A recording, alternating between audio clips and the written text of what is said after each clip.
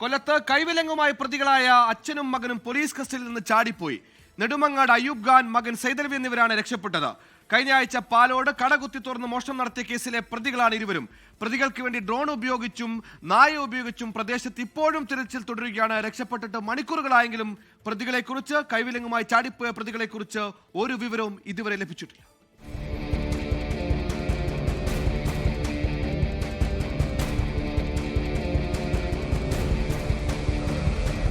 തിരുവനന്തപുരം ജില്ലയിലെ പാലോട് കടകൾ കുത്തിത്തുറന്ന് മോഷണം നടത്തിയ ശേഷം അച്ഛനും മകനും വയനാട് സുൽത്താൻ ബത്തേരിയിൽ ഒളിവിൽ കഴിയുകയായിരുന്നു.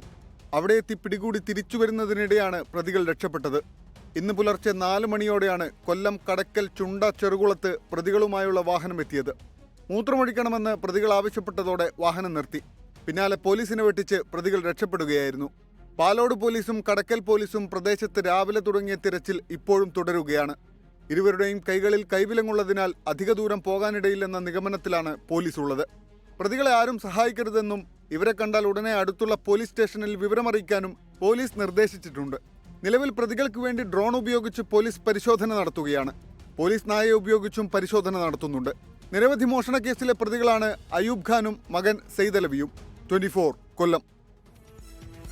ലോകത്തെവിടെയായാലും ഏത് സമയത്തും 24 വാർത്തകളും ഓഗ്മെന്റഡ് റിയാലിറ്റി പാക്കേജുകളും എക്സ്പ്ലെയിനറുകളും വിശദമായി കാണാൻ ഞങ്ങളുടെ യൂട്യൂബ് ചാനൽ നിങ്ങൾക്ക് സബ്സ്ക്രൈബ് ചെയ്യാം.